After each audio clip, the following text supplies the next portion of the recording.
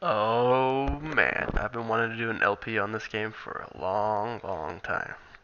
This is easily one of my favorite games that has ever come out. And to anyone that doesn't know, this is Terraria. Oh, I love this game so much, but it's kind of framey actually, so let me fix some stuff. Oh, okay, we are back. Still a little bit framey, but not nearly as bad. So this is Terraria, as many people already know, and it is a sandbox game, as you can probably tell from just this little bit of an intro. I think it's extremely fun. A lot of people compare it to a two-dimensional version of Minecraft, but I think it is a lot different than that. No, I got some good stuff in this chest. Look at that. That's a quick little upgrade there in that chest. This is much more, you could almost say RPG based, but there aren't really levels, but there are different tiers of armor, and with each tier you can go ahead and go to a different, more difficult area, and it's a lot of fun. Um, Same thing happens that at night zombies and stuff spawn, and they're a lot more aggressive than the monsters that spawn in the daytime in the regular world. There are many different zones. As you can see, I'm just in what looks to be a forest or just regular biome, and this slime is trying to attack me and trying to fend it off. And as you can see, there's actual damage. Like I can actually damage the enemy, and everything has health. Like this thing has 8 out of 14 health left. And uh, another cool thing. Oh, sorry. Let's keep talking about the monsters. So you can you can survive without a house. It's just a little bit annoying and tedious because monsters are gonna try and attack you, and you have to fend them off. And you actually get NPCs that can live with you, but they'll only move in if you have a house. And a house has some requirements that need to be fulfilled before it's considered a house and before that NPC will move in. So it's it's very useful to build a home, to build a village. It's considered a village once it's done being populated because you have all types of different NPCs there. I think 10 or 11 NPCs total, ranging from all kinds of different things. So, alright, so I've shown you a little bit of the resource harvesting, but this is how you craft things. So on the bottom left here, you can see the difference in you can see the different things I can craft. So major thing of course is a workbench. So once you get the workbench, you just plop it down and you stand near it and you hit your inventory again. Now you can see how many more things I have for crafting that are available. This is my sword. It does a bit more damage than an axe. I was just using a copper axe. You can see the names of all the tools up in the top left right above it when I scroll over it or when I select it. And you can either use your number keys or just use your mouse wheel. And easiest resource at the beginning would be either dirt or wood. I personally like the look of wood, so I'm gonna stick with that. I'm gonna build myself a little house. So I don't like how not straight this is, so I'm gonna go ahead and fix that. And that little different color dirt in the back, that's actually a background wall. And that's another huge important part in this game that makes it a lot more fun. Is all the different backgrounds. Your house has to have a background, otherwise monsters can still spawn inside of it. So as you can see, I'm just putting up a wall here, and the house has to be a certain area within it. It has to have a certain open area, and I believe the minimum is 9 blocks by 3 high, I think is the minimum, but I may be wrong, so please correct me if I am. And then it requires a wooden door, which all I'm doing is just crafting it.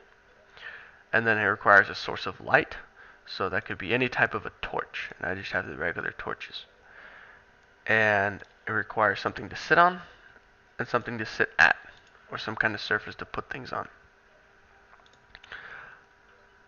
So I have all the requirements except one. I need a wall. So you scroll up a little bit and you find different types of walls. So you can see stone wall, dirt wall, and then this is what I'm crafting right here, and then this is what I require. It's the material. So I'm going to craft about, I don't know, 60 or so wood wall, and then you just place it in the back here. As you can see, I'm filling out the back, but I'm still able to walk through it, so it's in the background. So once this is full, or once this is done, this will pretty much be considered a house. But I'm going to go ahead and change the ground into wood as well. And you can see everything pops off, so it actually has to sit on. It's not going to just float around. Objects won't float around. Blocks will. You can place a block in the air and then delete everything attaching to it, and the block will stay in the air. Except for a couple of them. You could imagine sand because it's affected by gravity, and silt. And we'll run into both of those later. So I'm going to go ahead and replace all this stuff onto my action bar here. And we're going to replace all this stuff. And now we have a house. So this gentleman over here, he is the guide. And he has a lot of little helpful information. Like they say there's a person who tells you how to survive in this land. Oh wait, that's me. And you can keep hitting the help button. And like you can use your pickaxe to dig through dirt, chop down trees with an axe, and just all kinds of different little help things. And by far the most helpful thing he does do is give you this crafting option. And so what you do is any material you have, anything that says material on it, like you can see my hurtful copper sword, it just says all these little things. And then this wood, it says can be placed or material. So anything that is a material, it means it has a use for something else, like these throwing knives. So if I put this throwing knives in this section right here, it tells you what I need to make poison knives. So I need vile powder, and 20 poison knives will make 20 poison, or 20 knives will make 20 poison knives. So here are all the materials with wood, and there's a lot of them. So just quickly scroll down and see everything that you can make with wood. And oh, it's a lot. Wood is easily the most used resource in the game. And I'm going to go ahead and actually replace these acorns. But that is the guide, and he's very helpful. A lot of people don't like him because he used to be just absolutely useless, and he would just stand around and tell you how to do things that you've already figured out, and it's just really annoying and frustrating. So I'm going to go ahead and replace these acorns so more trees will grow so I can chop more lumber later. So as you can see right here, there's some glistening ore. This is actually copper. And this is your first tier. And the tiers, like I said, they help you survive in more difficult areas. Ooh, that's a little spike lag. Lag spike? Spike lag. It's now spike lag. So you have all types of different tiers that you can make armors out of, weapons out of, tools out of. You have, this is just a stone block. You have your copper and your iron, and then you have your silver and gold, and you have, oh man, I'm lagging like crazy. So I just place that so I can jump up. But you have your silver and gold, and then you have your other materials, and other materials there's your copper, iron, silver, gold. They all go in chronological order of that in upgrade of tier. So the higher of tier you have there, the more armor you're going to have, the tougher things you're going to be able to fight. And then there's a tier that's relatively the same because they all affect different stats. And as you can see, I'm getting beat up over here. And my health is in the top right. So I have 100 health total, and right now I'm down to 67 of it, and it keeps dropping because I keep getting hit. So these slimes will actually not attack you unless you damage them. So you can easily avoid them. Even when you run into them, they won't attack you outright. So I'm gonna go ahead and actually place that there, jump up, and we're gonna go ahead and go this way. So yeah, with the tiers, afterwards, after your gold tier, which is the 4th tier, and it's a fairly good tier. You can get some good defense from that. You're gonna run into your necro, your shadow, and your jungle armor, and each one of those affect a different uh, type of combat. You have your range combat, your melee combat, as I've shown you, and I'll actually make a bow right now to show you the bit of. I can make a wooden bow, so 4 range damage. But I don't have any arrows, so I believe I have some stone. Arrows just require some wood and some stone, and you have this ammo slot over here, which is really helpful. So, just bam, shooting arrows, and they're really useful right at the beginning because you don't have a lot of health. As you saw, I went down to about 60 health in relatively no time. So having a bow is really helpful. And another good thing is you can recover a lot of the arrows, so that don't hit anything. If they hit an enemy, there's a good chance they're gonna break, and you won't recover them. So your necro armor, your shadow armor, and your jungle armor. Like I said, each one affects a different attribute. You have your magic, melee, and range. I'm going to show you a little difference here. Pow! As you can see, I'm doing even more damage than my sword was doing. And a couple of those arrows disappeared. And we're going to let him come up here.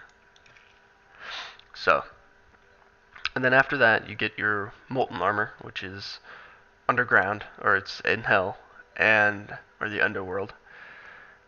And we're going to go place a couple torches. Torches do not prevent zombies from spawning. They don't prevent bad things from spawning. They just help me see at night if I want to wander around. And as you can see, you can go down in the caves. And so we're going to go ahead and get this iron. So after your Molten Armor, the Molten Armor used to be the highest tier. But then the upgrade came out back in August of 2011. Was it August of 2011? I think so. And it introduced a bunch of new armors. It introduced your Cobalt, your Mithril, your Adamantite, and your Hallowed Armor. And those are very high tiers, and they're much, much, much later. You know, you're talking hours and hours of gameplay later. So if you're playing casually, I'm sure you could get it in one sitting. You could get up to the end game tiers if you really wanted to.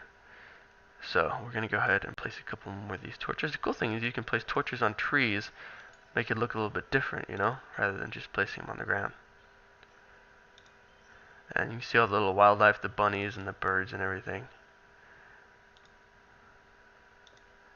And these torches obviously are going to pop off if I chop down the tree. So yeah, this is pretty much one day. The day I believe is 15 minutes. No, that's on the console version.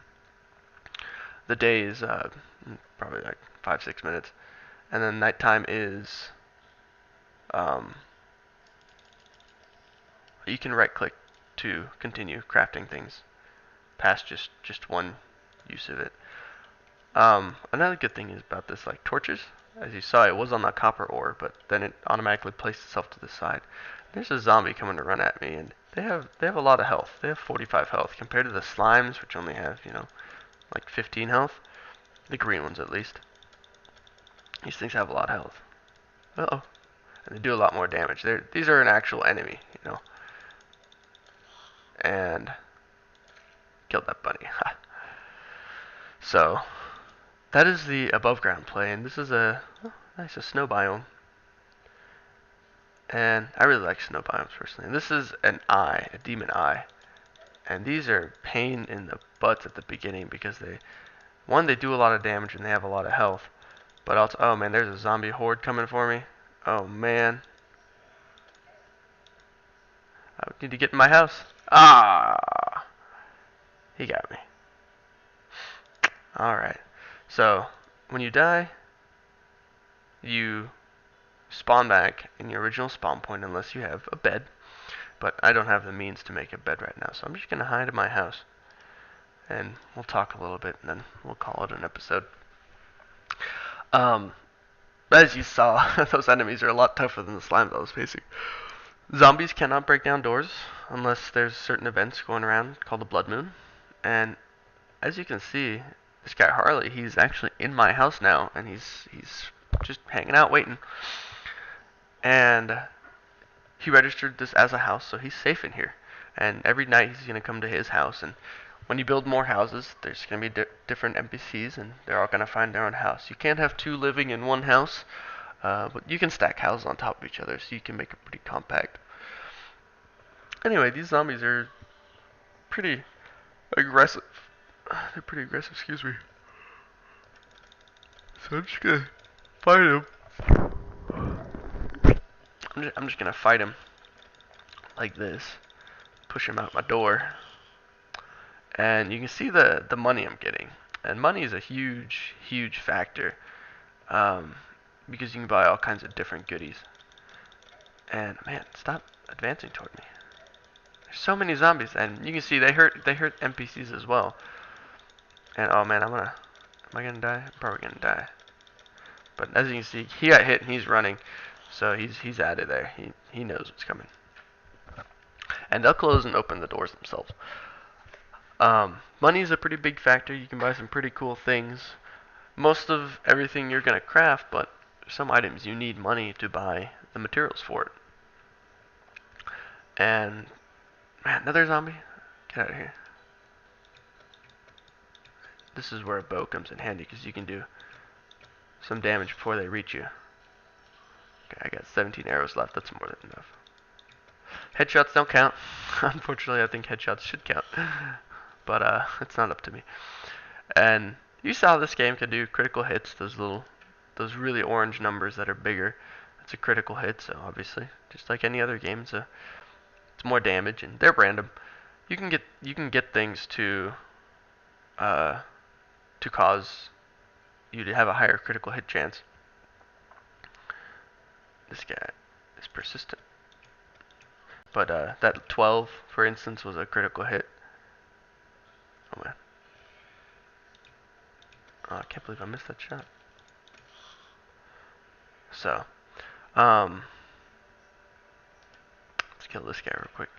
I'm almost at full health again. I have 7 arrows. 4, 5, 6, 7. And I'm out of arrows.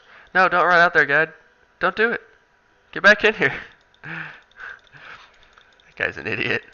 So I'm out of arrows now, so I'll have to get some more stone to make some more arrows. You can see on my sword here, I'll show you. It says Hurtful Copper Short Sword, and then underneath the 6th column down it says 20% damage, plus 20% damage. You can reforge items to do different amounts of, or you get different stat gains to them. Like you can see 6 melee damage, 4% critical strike chance, very fast speed, weak knockback. Well, you can get all kinds of different things that affect all of those categories. And there's top type for every single one of them. And it's that you can do a lot of damage with some high-end items once you get them fully upgraded like that. And it costs money to do that. You just have to reforge it. It's called reforging. And you spend a good bit of money. I'm talking about, you could spend hundreds and hundreds of gold at the very end of the game. And just like most games, it takes 100 copper to make a silver. It takes 100 silver to make a gold. And it takes 100 gold to make a platinum. So at the end, you can spend money very quickly, and it definitely helps to save from the beginning. But what I picked up here is a pretty useful little thing. It's called a fallen star, and one, it can be used to restore 20 mana, considering you have a mana pool, which I do not. 2, it can be used to create mana stars, or magic stars? Magic stars, I think. Actually, let's ask the guide real quick. I'll show you. So, you can create mana crystals.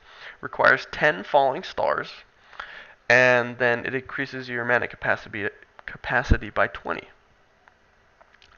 And also it can be used as ammo for the star cannon later on. So, you get these randomly. They drop at night. And you get them randomly by running around, as you saw the one fell near me. And they drop all over the place.